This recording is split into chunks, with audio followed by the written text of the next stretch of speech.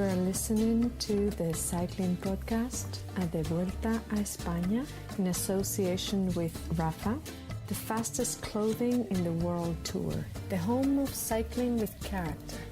Ride and watch with Rafa in 2019 as they partner EF Education First and Kenyan SRAM.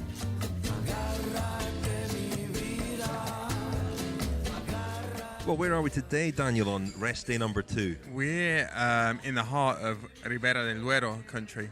Still in Castilla y León, aren't we? Correct. Even though we've driven a long way and we're not that far from Madrid now. No. It's funny, today I saw signs for Vitoria and Bilbao, only about 150 kilometres in one direction, and as I drove further south, Madrid was only about 150 kilometres away. So we really are homing in on Madrid. It was a pretty miserable day, wasn't it, weather-wise? It's going to be more miserable tomorrow. It's going to be windy. A lot of anxiety around, I think, about that stage, isn't there? Yeah, there should be. There should be because it's very exposed, this part of Spain. Very high up. The last couple of days, we've constantly been above around 1,000 metres altitude. Tomorrow is extraordinary. There isn't a single classified climb, but I don't think it goes below 700 metres. No, and it's cold as well, which comes with that sort of height. Daniel, describe the place that we are. Place it's a we're wine staying. hotel, isn't it? As I said, we're kind of, the sort of centre point of the Ribera del Duero wine-grown region is where the stage actually starts tomorrow, Aranda del Duero. And we're just to the east of that. It's a shrine to wine. It's a wine shrine, isn't it? A wine shrine. We haven't had any yet. With some shrieking kids running around. Don't expect that. We will definitely be tasting some this evening, won't we, Rich? But yeah, I mean, I think you're better placed. Well, your room definitely deserves a description. I'm in the junior suite, and I've got a jacuzzi in there. I know. I've third Someone one. Taking pity on you? I think so, because I didn't book any of them. But third one of the Vuelta, and huge room, very beautifully decorated, like almost a 4-poster bed, but not quite. And it's lovely, and I had a jacuzzi before dinner, and it was a bit too hot, and I'm still got a bit of a bead still on. sweating. Anyway, what did you do today? Who did you see? I was at Movistar in another nice hotel in the Parador in Lerma, and they had a press conference. Valverde, Nairo Man, Eusebio the Silver Fox, and then I had a nice chat with Eusebio after I did quite a long interview with him for ITV. Don't know how much you'll see. Any bombshells? Not bombshells, but yeah, it was quite interesting talking to him about Nairo Man, because obviously it was a poignant moment, because it was Quintana's last. Well, it was his last press conference with Movistar at a Grand Tour. So he's a very dignified character, Nairo Man, isn't he? I think he gets a bad rap, really, and he never really makes excuses. And even today, he talks about how he'd not really lived up to expectations. He said he prepared very well. And he does fight. He doesn't give up. If you look at his record in Grand Tours, there have been many occasions when he's failed to live up to expectations, but he doesn't abandon. No, and we saw at the Tour this year, the stage that he won was after, he'd had some tough days. Yeah, and he doesn't abandon. He doesn't opt out to then, go down the road and get in a break and get a soft stage win, and it was very much in that vein today. His sort of parting message. It was, I think a lot has gone on behind the scenes the last few years, and neither side has been particularly happy with each other for long periods in the last couple of years. But there was none of that really transpired today. There was a lot of sort of thank yous and I'm very fondly looking back on what they've achieved together. He's stoic, isn't he, Nairo Man? I mean, if you were to put the whimsical flaneur on one end of the spectrum, Quintana would be on the other, and they're going to be teammates next year. Yeah, that'll be interesting to see how that works out. Yeah, and just talking to Unsue, so the Movistar manager, about Nairo Man and what has gone right and gone wrong with him. And the irony of it being a team that's sponsored by a communications giant, and it's sort of figurehead over the last few years. Nairo Man is probably let down by his communication, I think, within the team. I think that's what's really not done him any favours at times, in races and out of races. I think, there was an incident last week, wasn't there, when, was it the first mountain stage to have Alambre, where really he should have told his team that he wasn't feeling as well or as good as they thought he was feeling. And I think that's fairly typical of him, because he's stoic, he sort of keeps his own counsel. And sometimes that's to the detriment of the sort of team dynamic. And, we've heard before, I remember an interview with Giovanni Visconti, the Italian rider, a couple of years ago in Corriere della Sera, where he talked about how sort of aloof and how impenetrable Quintana can seem in a team environment. Well, I went to Jumbo-Visma, who today announced a 4-year contract extension for Primož Roglic. There have been some rumours that he might leave with Dumoulin arriving, Tom Dumoulin. But I was there to see George Bennett, and I spoke to him. That'll be tomorrow's Kilometre Zero. What do you make about? What do you make of the ROG announcement? Well, it's standard, isn't it? The rest day announcement, especially with him in the lead, and just put to bed, I suppose, any of those but perhaps the decision, unsettling to keep him. For him more on his side for him, to decide to stay there and commit. Yeah, it's a curious one because, if he wins the Vuelta, the logical next step is to go and try to win the Tour, isn't it? And you would imagine that's what he would like to do ultimately, but Tom Dumoulin will want to do that as well. And I don't know, George Bennett talked about the approach they've taken to a lot of Grand Tours where they've gone there with sort of 2 nominal leaders and seen, who's got the best legs. I can't imagine them doing that with Dumoulin. I think Dumoulin's in a different bracket, really. I don't know. I don't know. Dumoulin, the last time he contended for a major tour was the Tour de France last year. Last time he finished a major tour was the Tour de France last year. So he's missed a lot of racing. So there's a bit of a question mark over. But the last 3 he's finished have been second, and first. But this is one of the things I was talking to Unsue today about. The sport moves on pretty quickly, and especially at the moment, it seems to be moving on at sort of a kind of double speed. New names keep appearing. We've seen the emergence of Pogacar. We've seen, we think we're going to see the emergence of Evenepoel on a Grand Tour scale as well. So, Dumoulin. I'm not going to say. Man. I'm not saying. I don't want to say he's going to look like yesterday's man, or he could look like yesterday's man very quickly. But this kind of thing could happen. As far as Roglic is concerned, it's probably quite a wise decision, maybe a bit premature. But we've seen many times before Sky Ineos riders who have felt a little bit crowded out, a little bit cramped because guys like Richie Porte, and they've gone elsewhere and it hasn't really worked. And when you have got a team where there's a lot of momentum, where they're doing things, in a successful way, it can be a bit of an own goal to sort of leave an environment like that. This is our press conference episode. Shall we go to our first question, Daniel? Hello, Lionel, Richard, and Daniel. This is Nathan Garris in Seattle, a friend of the podcast and listener for the last couple of years. Thanks again for your great coverage of the Vuelta and all your other tours to date. I particularly think a standout episode was Stage 7 from the Giro d'Italia when Daniel was flying solo. A 2-part question for you. First part is around Team Ineos and the Vuelta. I'm just curious what your thoughts are and kind of what their approach has been and what their successes or what they're kind of aiming for. It seems like most of the other teams have had a pretty good showing for stage wins or getting jerseys or even being in strong presence in the breakaways, but Team Ineos has been decidedly subdued without some of the mitigating factors that Education First has had, for example. And then my second part of my question is for Daniel, and just curious what he sees as kind of the new dawn for Arsenal as far as same old with our defense, or is he seeing things moving in a more positive direction with the current squad? Thanks again, and look forward to hearing your response. Oh, Daniel, I think your face lit up there. I think yes, that's how long the have you best got? question we've How ever long have had. you got? I mean, now you're talking. Okay, That's a real podcast. I'm going to set a budget. That's a on real this. podcast. Come on, Nathan. Thanks for your question, Nathan. Thanks for the first question, Nathan. Team Ineos, they've been poor, haven't they? I mean, they've actually had a poor season. I mean, apart from winning the Tour de France, finishing first and second at the Tour, Sivakov and Bernal have been their strong riders this year, and a lot of the riders haven't really performed all that well. No, I suppose not.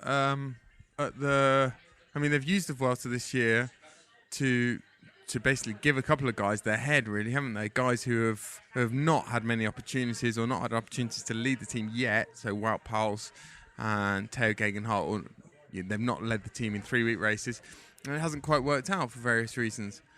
I've got a sort of theory. I don't know if this stands up at all, but over the winter there was a lot of uncertainty around the team, an expectation, I think, that they wouldn't carry on, because I don't think anybody thought that a sponsor would come in to replace Sky. Given the struggles that other teams have had to find sponsors, it seemed crazy to imagine that another 30 million, 40 million a year sponsor would materialise for Team Sky. And I wonder if that uncertainty over that, very important winter period when guys are preparing and maybe, keeping their options, or maybe spending a bit of time and energy on speaking to their agents, looking around, having conversations with other teams. I wonder if that's just had some kind of effect. Yeah, I also wonder whether they were given enough of a refresh in terms of recruitment last winter. It applies to all sports. When a team's very successful, almost the worst thing you can do is kind of trust the status quo and think that you're going to continue to be successful with the same guys using the same formula. And Ineos didn't make a lot of changes in the close season, did they? And they've sort of gone with the same guys. And it's very difficult to know without being inside the team whether there's a kind of staleness that's crept in. But it is noticeable that the guys who are really performing are the young riders. Theo Gegenhardt here, Pavel Sivakov, Egan Bernal. Yeah. And even Chris Lawless as well. Yeah. And they've also been obviously hugely unlucky with Chris Froome's crash to the Dauphiné. I mean, was it in Froome's plans to do the Vuelta as well? Because, we could conceivably be sitting here talking about Froome having won the Tour de France and then also be well on his way to winning the Vuelta. Luck plays a huge and often underestimated, underplayed role in these things. And you've got 30 seconds on Arsenal, Daniel. Very optimistic, Nathan. Very optimistic. But I'm always optimistic about Arsenal. Never. I hate all the negativity online. And maybe the answer is water polo. Arsene Wenger to Team Ineos. Yeah, I don't think that's the answer. Hi guys, here Miguel from Galicia, Spain. Recently I was listening to Jonathan Butters explaining how much does the sponsor's interest affect the design and performance of a team in terms of riders and races. He explained how his team struggled when changing from Garmin to Cervelo, which meant a change of focus from Grand Tours to Classics and one-week races. This, he said, explains the poor performance as a team and their struggle to win during a few years, which you talked about in a Kilometer Series special and a few podcasts already.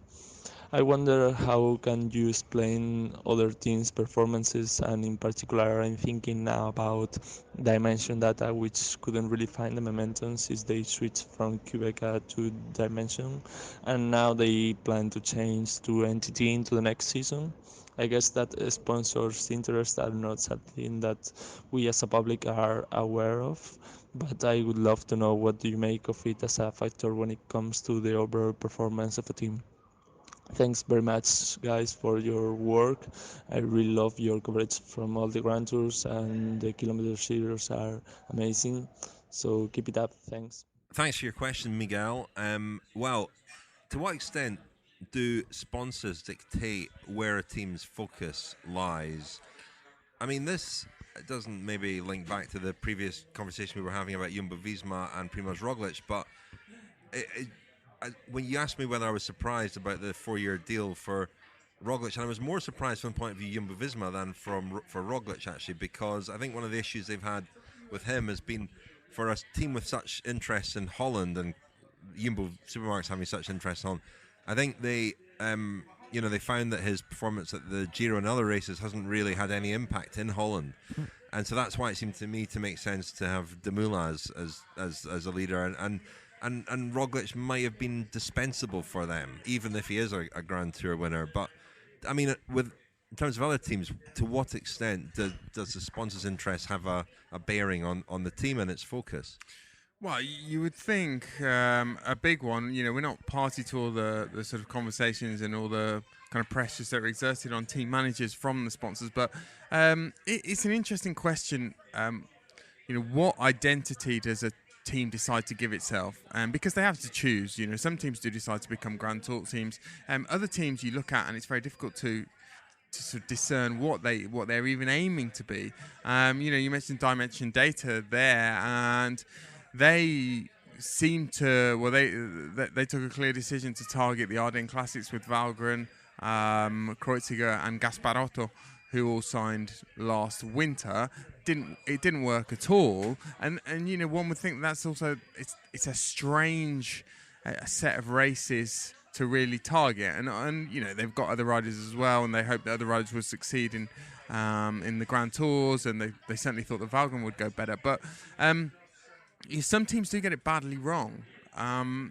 Astana subtly changed their recruitment or their sort of roster in the close season last year. I've spoken to a couple of people in the management there, and they really decided to go hard at the early season stage races, the 1 week stage races, and with guys like the Izaguirres, and it was only 3 or 4 riders, but it definitely gave their team much more of a sort of stage race overall sort of GC bias, and it worked. There's no guarantee that it is ever gonna all come off, but and then again on the other side of the coin, you look at a team like Trek Segafredo, who have got a lot of riders who are very versatile and could be successful on lots of different terrains. I'm thinking about someone like Brambilla, who here at the Vuelta, I don't think he's got a contract for next year, and he's trying to get in breaks and he's trying to show himself. But that's a move that has not worked. When he came from Quick-Step a couple of years ago, he was very highly touted.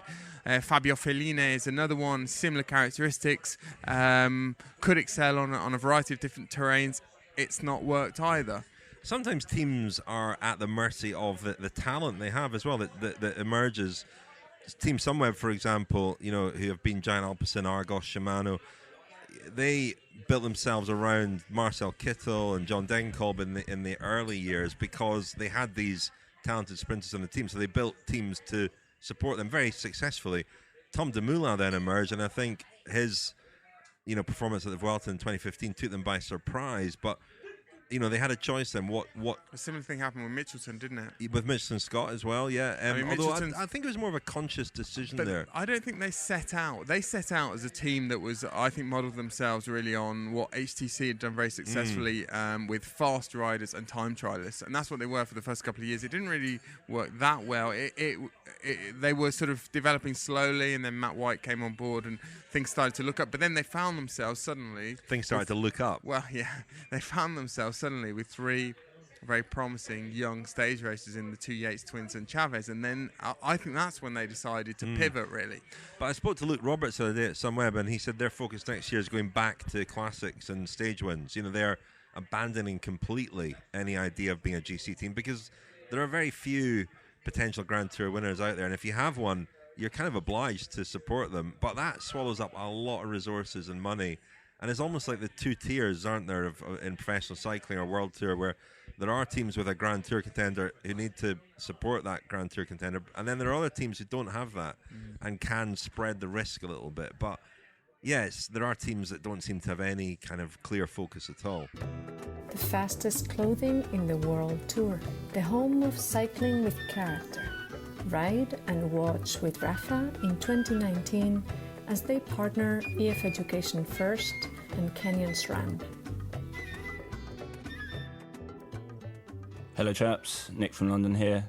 The strong showing from Tadej Pogačar and Primož Roglič at this year's Vuelta, in particular their first and second on Los Mochicos last week, has led some to refer to Slovenia as cycling's smallest superpower.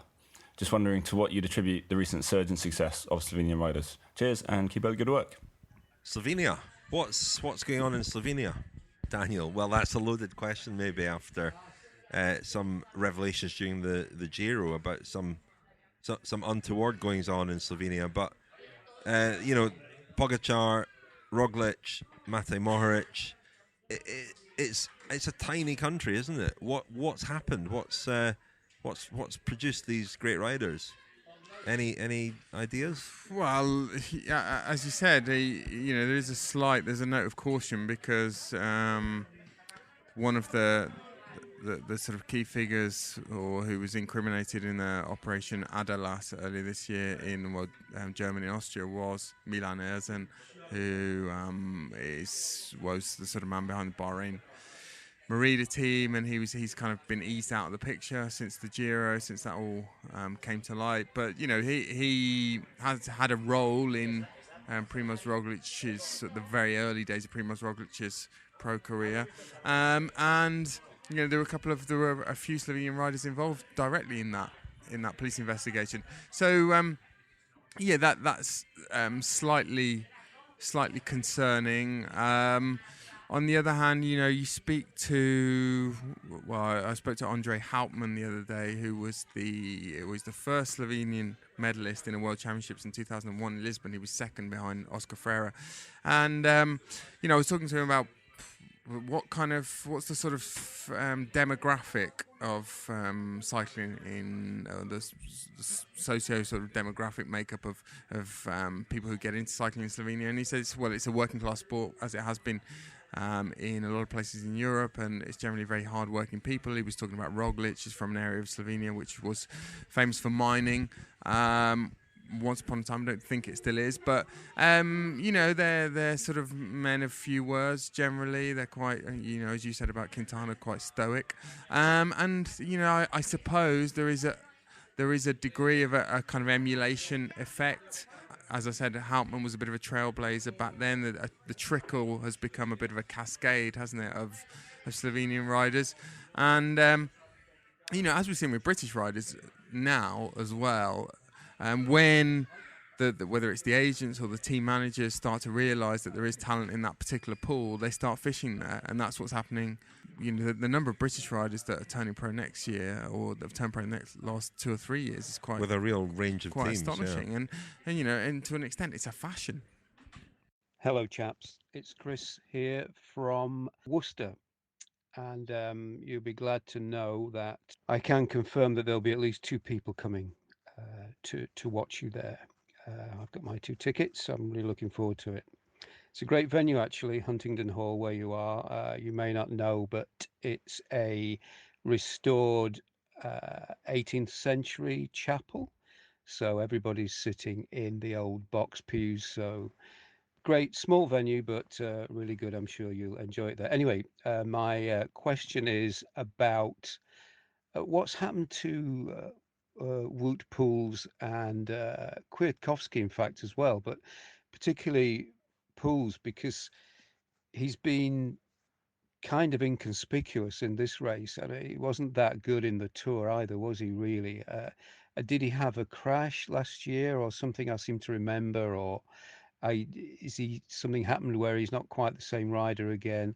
And also Kwiatkowski, he was pretty rubbish in the Tour, really, and he was quite good the year before when he was leading out Froome, and Sky at the time had a good race. Poels was also reasonably good that year as well.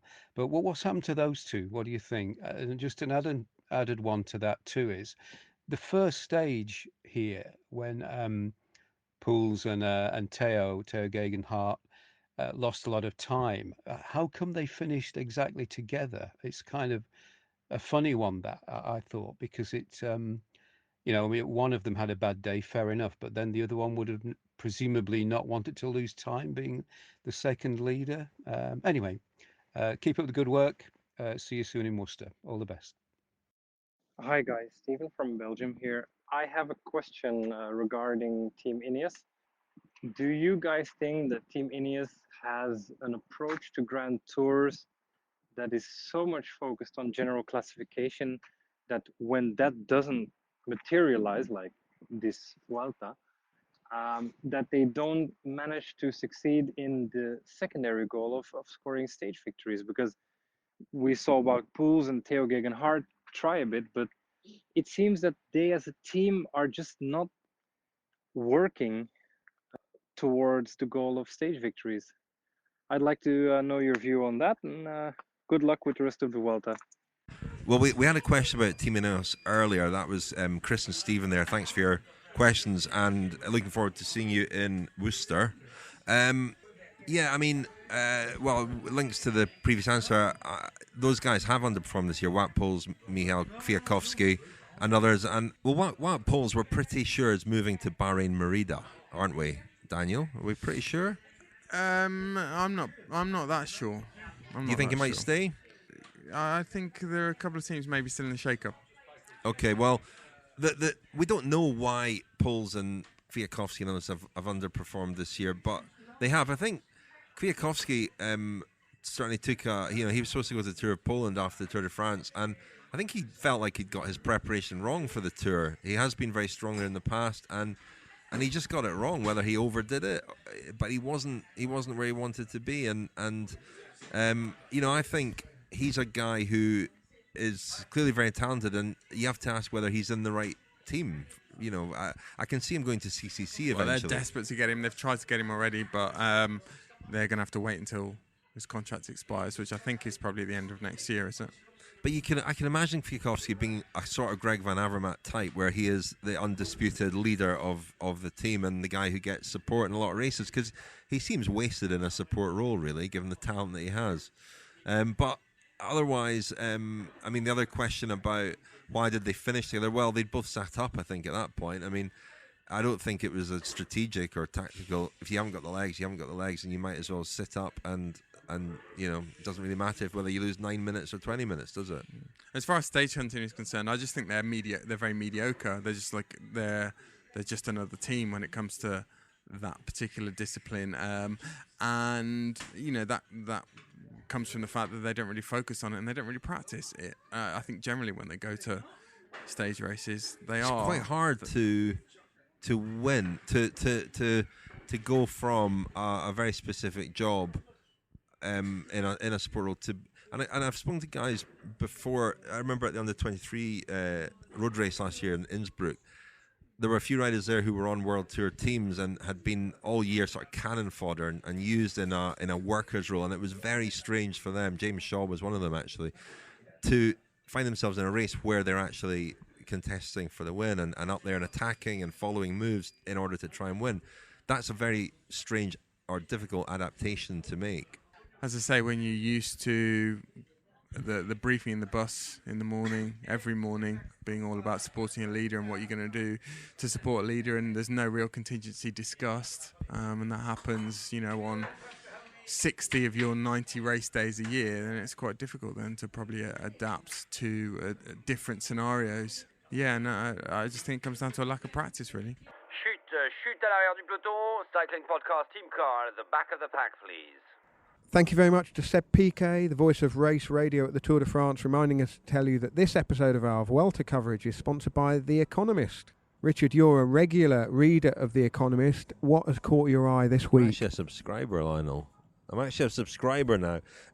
Well, it's an obituary, and I love the obituaries in The Economist. I love obituaries generally. I used to write obituaries, actually, in a former life, and you would think that would be quite a morbid activity. Actually, it's kind of inspiring, because you are assessing somebody's life and telling a story about somebody's life and sort of validating it in a way by publishing a story about it. Not that they necessarily need validating, but it's often a celebration of somebody's life. The one that caught my eye in The Economist recently was an obituary of Richard Booth, a bookseller and king of Hay on Wye. Now, Hay on Wye is a famous town for the annual book festival, but it's also a centre of second-hand bookshops, and Richard Booth was the man that started all that in 1961. He arrived fresh from Oxford, flush with inherited money from Yardley's soap and toilet water, and sparkling with visionary schemes, and he opened a bookshop in Hay on Wye. This eventually led to the town having 40 second-hand bookshops. Sorry, if I didn't say already, second-hand bookshops. The most remarkable thing that I learned from this obituary is that he didn't really like books. And at one point, he was selling second-hand books as kindling. But nevertheless, regardless of whether he liked books or not, he really started this movement that established Hay as a kind of literary centre of life in the UK. And the Hay Festival is an amazing kind of institution, as are some other book festivals. But a really interesting life, interesting guy, not uncontroversial. Declared himself king of Hay at one point, and crowned himself king of Hay, and which got a lot of media coverage at the time. And a bit of an eccentric, but these are the best obituaries, aren't they? The obituaries of people who lived unconventional lives. Yeah, and I think that indicates what a broad publication The Economist is. Broad in the subject it covers, but specific in the detail when it comes to the stories that it covers. And everything you read, you feel like you've unpicked a few layers of a particular issue. It's not just about economics, it's about a whole range of things: business, finance, sport, the environment, arts. And if you would like to get a free print copy of The Economist sent to your door so you can see what it's all about, then text the word cycling to the number 78070. That's the word cycling to 78070. Hello, Cycling Podcast. This is Rob from The Hague in Holland.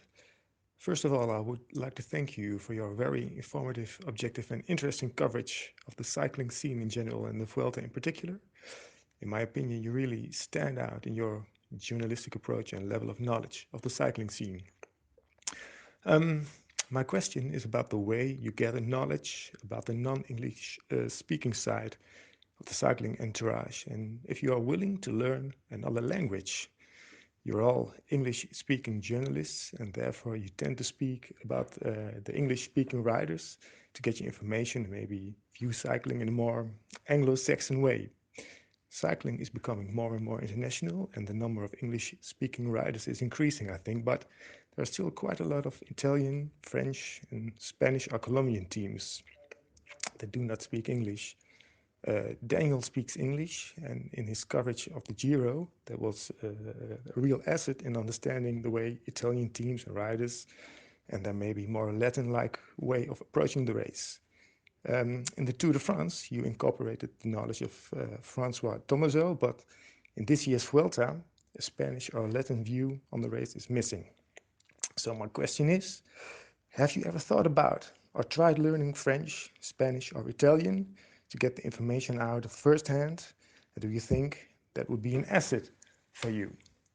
I would love to hear your opinion about this. Thanks and greetings from Rob. Thanks for your question, Rob in Holland. I'm joined by another Dutch resident here.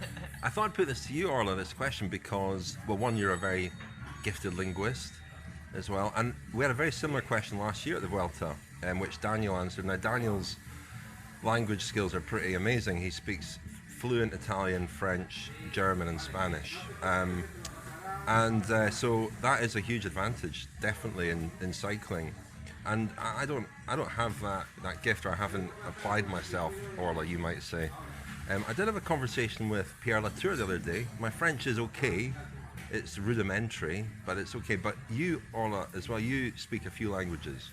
I do, not as well, most of them, as Daniel, but I speak fluent French. I've been teaching myself Italian, Portuguese, German, speak a bit of Spanish, and I've been learning Dutch. I mean, you speak pretty good German, don't you? Yeah, my German, it's good. I mean, I've broadcast before in German, but the problem is, and this is where Daniel has a massive advantage, is that to learn any language to any proper degree of competency, you really have to spend a lot of time in the country, or a considerable amount of time in the country, dedicating yourself to that, or just communicating with people.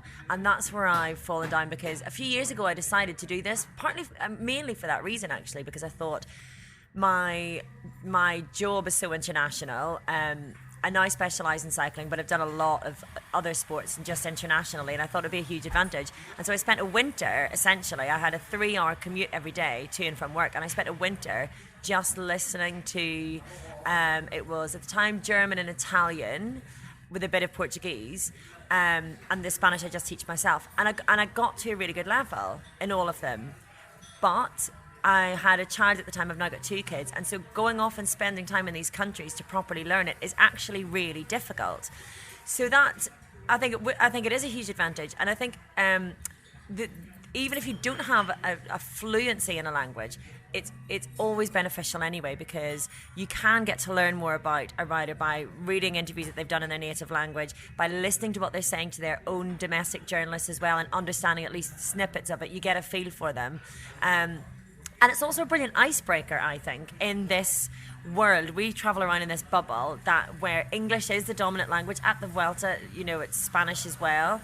But it's so easy as an English-speaking journalist just to chat to people. As soon as you start speaking to them a little bit in their language, then you've made a connection, and then they remember you, and that's really useful. And actually, I've been learning Dutch since I moved to Amsterdam, but because where I live in Amsterdam, in the centre, everyone speaks such fluent English. It took me until, the women's tour, this year, for me to speak probably more Dutch than I do in my day-to-day life in Amsterdam, because Tim Harris was there and he discovered that I was learning Dutch. He speaks fluent Flemish, so he insisted he was only going to speak to me in Flemish, and I had to reply in Dutch. And it was the same. I met Marianne Vos's father, Henk, who his English is quite basic, so we would chat to each other every day in Dutch.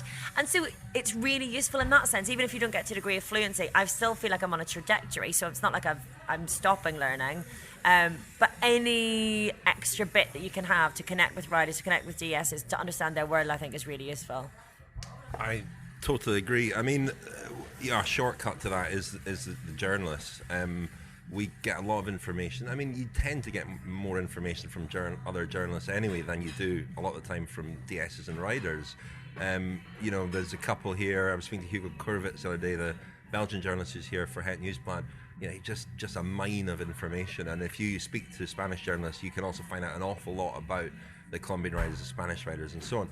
And we have had Fran Reyes the last couple of years part of our team. He's working for the Vuelta this year, so he couldn't be part of the team. I hoped we'd have him on a bit more, but he's very busy doing that job. At the Giro, we have Daniel, which is pretty much the same as having an Italian journalist. Marco Pinotti said Daniel... Giro. Yeah, did I say the Tour? Yeah. At the Giro, Marco Pinotti said Daniel knows more about Italian cycling than any Italian. And at the Tour de France, we have Francois Tomaso, and it is a huge asset, and we'd love to have the same at the Vuelta. And we're kind of, certainly open to that, because it does just open a door into that culture and a lot of the riders, and it's something we want to do. And I think you and Daniel are have a gift for languages, and I think once you know 2, it's easier to then learn a 3rd. And I'm stuck at my pretty passable French when I absolutely need to speak it, but I'm definitely not as confident as you are. But I think that's exactly it. It's confidence, because I've never taken Spanish lessons. I've only ever taught myself. If I was here with a Spanish speaker travelling around, I would let them do all the talking. Nobody on our team speaks Spanish, and so I'm doing all the talking in Spanish to the policemen, to the drive-through at McDonald's last night. I'm the only one who's... What's Spanish for a Big Mac? Uno Big Mac. I had a McPollo, which is a chicken sandwich, with patatas normales. But that's really, because you're always travelling with people who speak the language really well, and so it's not necessarily laziness, it's more effective to let them do the talking. What you need to do, this is what I mean by you have to move to a country, you have to put yourself in a position where your only form of communication is searching, mining your own brain, really. But what I was going to say is, while it is really useful, to pick through the brains of journalists from that country, I do find I am a journalist, I think, who gets an awful lot from human interaction, and I'm most interested in the human behind any of the stories. And for that, you really need to speak to the writers. And I mean, we were speaking in English, but one example I thought of the other day, whenever we had Primoz Roglic on the show, I've never had the chance to speak to Roglic before, and he comes across in interviews as being very measured, very calm, and just doesn't give very much away. But when you speak to someone, and I asked about his family, and then his eyes lit up, and then he was human, then I got a feel for what matters to him, and you can't really get that from reading other people's interpretations or listening to other people's interpretations, because you'll only have that filter through which to see the writer or the situation. So yeah, learning the language, I think, is a bit fundamental, but it's hard. And we've all got busy lives and busy jobs, and this isn't the only thing that we do, and most of us have families, so it's a work in progress, I think. Hey up, Gareth here from Nottingham. I've got a couple of questions for the Cycling Podcast press conference. My first question relates to some comments that Nick Schultz made during his diary entry for the time trial the other day. He mentioned that he and quite a few of the other domestics riding would use it pretty much as a third rest day, just riding to stay within the time limits for that stage. So I was wondering why these guys don't ride on the road bikes rather than use the time trial bikes. Road bikes being a bit more stable handling wise, less chance of crashing, and would have thought more comfortable as well. So I was just interested to know what you guys thought of that. My second question is a question for Richard. I've just been listening back to Friends of the Podcast Grand Tour Diary for the Vuelta, and at the end of Richard's entry, he said that he was looking forward to the Vuelta coming to Benidorm in 2019 because it'd give him a chance to tell his Benidorm story. But I don't believe he's done that, so I'd just be interested to hear Richard's Benidorm story. I'll see you guys in Leicester. I've already got my tickets and I'm looking forward to it. Thanks for your question, Gareth. I think that's a really good question. In fact, I put it to Nick Schultz, and we'll hear his diary in a moment, and James Knox's as well. I think it's a really good question. I mean, why do guys ride on their time trial bikes? Do you have a... I haven't heard what Nick says to this yet. You're still going to make the time limit, haven't you? And the sort of aerodynamic gains that you get from a time trial bike are just free. Faster. It's just free time, isn't it? Free watts. Yeah, I guess so. As for the other question, disappointing, I'm afraid. I said that because I just read about Benidorm and about how the mayor of Benidorm was instrumental in transforming that town into a tourist destination. This is probably not as salacious as you imagined it might be. Did we not tell this story in the first week of the podcast? I mentioned it, I think, but it was. I thought it was a really interesting story, and it was interesting because it sort of helped to define Spain's image as a tourist destination in a way. So it's not that, but when it came to the tour this year, I couldn't find where I'd read this, and I couldn't find the story, and I actually spent some time with Lionel trying to find the story that I'd read, and it was great, but I think I read it in a book, and I can't remember which book, so sorry about that. Well, he, the mayor in question, I can't, Zaragoza, his name was, he... Yeah, saw an opportunity. I think bikinis were already being worn widely in Northern Europe, and he knew about this. And there was obviously quite a repressive regime, very repressive under Franco. But this fella, Zaragoza, kind of prided himself on being very liberal, and he decided that the bikinis were going to be allowed in Benidorm. And he supposedly, legend has it, got on his Vespa and rode 8 hours to Madrid. To have a personal conversation face-to-face conversation with Franco, and he persuaded him. Well, there you are then. There's a story. Maybe I don't know, maybe we've read the same book, but it's a good story. Anyway, let's hear from Nick Schultz, who does answer this question as well. Here's Nick and also James Knox with his rest day diary. Okay, rest day number 2. Very easy one. Nice sleep in till nearly 10 o'clock. A lovely breakfast prepared by our chef Nikki, and then a cold and drizzly ride. Actually, it was 9 degrees and spitting rain. Only did 20k, I think. Kept it really easy. Came back to the hotel. Saw the osteo then just before having lunch. And then had a nice long siesta, had about an hour's sleep.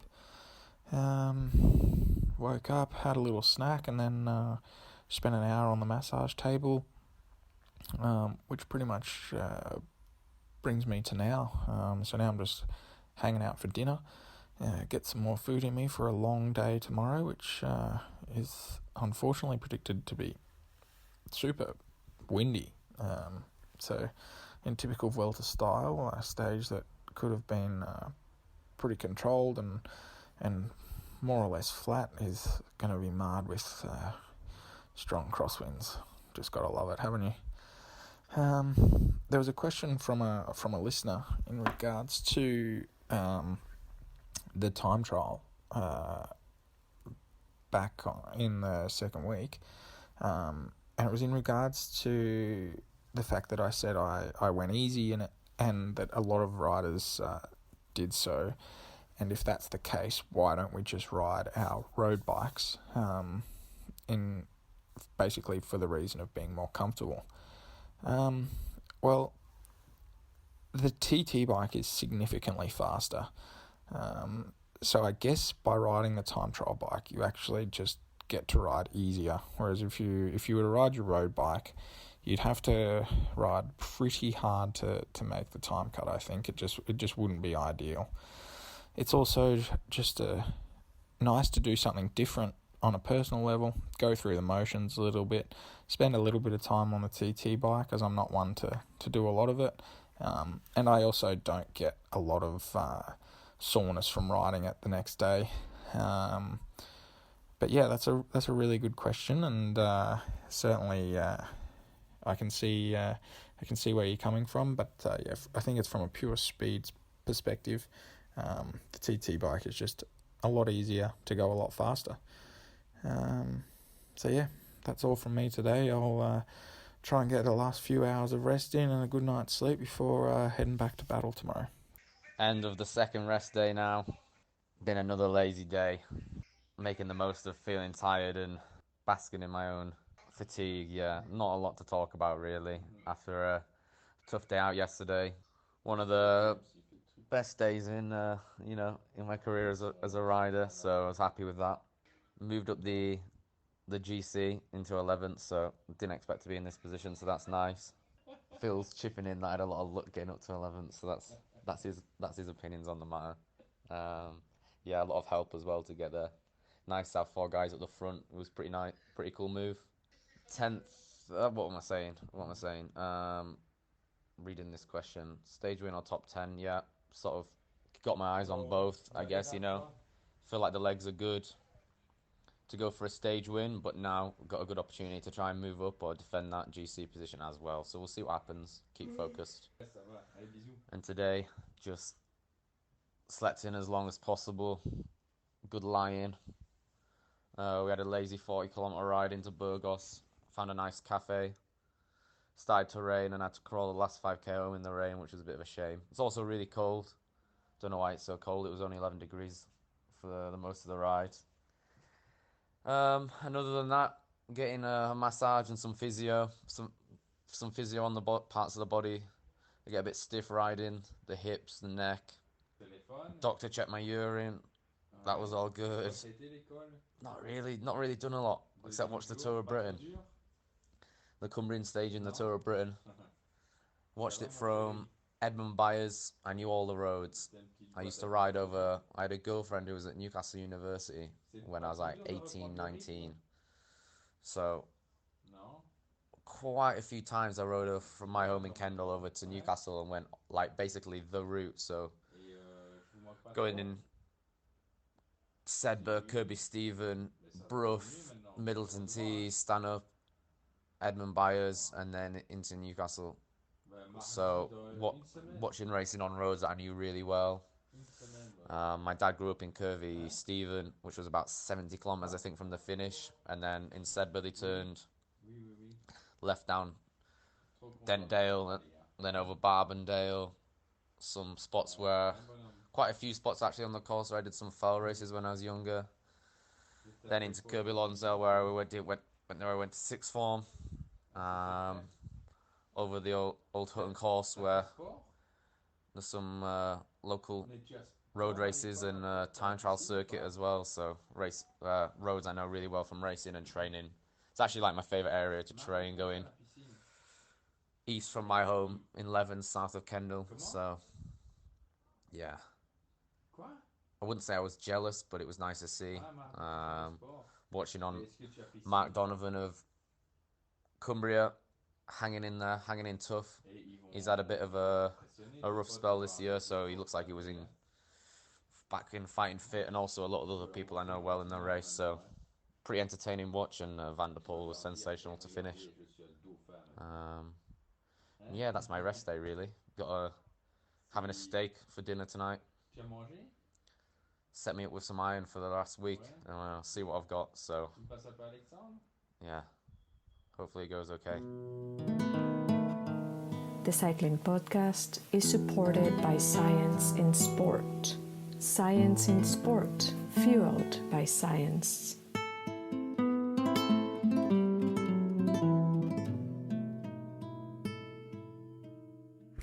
Thank you very much to Science and Sport for their support of the Cycling Podcast, and you can get 25% off with the code SISCP25 at scienceandsport.com. Hey chaps, Mike calling in from the Washington DC area. Loving the coverage of the Vuelta so far. Keep up the good work. So I've only been following the sport for a few years, but for my life I cannot recall the Vuelta ever visiting Portugal. It's been to France a few times in recent years. I think they had a Grande Partenza in Nimes a few years ago, and the time trial in Po this year, which makes sense as the ASO owns and operates the Vuelta. But why no Portugal? Is there some political reason where, as a matter of principle, Portugal refuses to host the race, or the ASO refuses to send it there? Is it a question of geography, that a Grande Partenza in, say, Lisbon would be so far from any interesting terrain that the Vuelta organizers would need to insert several lengthy flat stages or a long transfer to fit such a stage into the rest of the race? I suspect this is not the culprit. As you mentioned in the last press conference, Spain has mountains and other interesting terrain pretty much all over the country. Can it simply be that no city in Portugal has raised their hand to host a stage start or finish? I'd have to think that Portugal has its share of stunning scenery and interesting terrain and would be well worth visiting. I look forward to hearing your thoughts. Thanks, guys. Thanks for your question, Mike. It's a great question. I've actually left Daniel down in the bar. I came up to my room partly to try and research this properly, and I can't find it. Daniel swears that he has been to Portugal with the Vuelta, but he can't remember which year. I can't find it. We went very, very close to Portugal last year, and it is an obvious place for the Vuelta to go. I would say two things. Javier Guillen, the race director who had it on Kilometre Zero on Monday, did make the point that the Vuelta doesn't leave its borders quite as much as, or doesn't cross borders quite as much as the Tour de France and the Giro d'Italia. It does tend to stay largely in Spain, although this year we obviously went to Andorra and France. And I think a lot of resources, this is Daniel's theory, a lot of resources in Portugal go into the Tour of Portugal, which is broadcast live, and perhaps they want to preserve that as the jewel in their crown as far as cycling goes. Cycling is not quite as big there as it is in Spain, France, Italy, but there isn't quite the same tradition, not the same number of top riders, although there are a few. A start was rumoured for Porto some time ago, but that didn't happen. And as I say, I cannot find the last time the Vuelta went to Portugal. So somebody listening will know. Please let us know. Hi guys, it's Phil here from Glasgow. I've been a friend of the podcast from day one, and I'm currently speaking on Sunday. This is the first Grand Tour that I haven't watched any of for years and years and years. Should I start watching now? Thanks, bye. Thanks, Phil. I think I know what Daniel's going to say to this. Why? What am I going to say? No, I wouldn't. Yeah, see, I was right. I mean, tomorrow, it depends tomorrow could be quite good.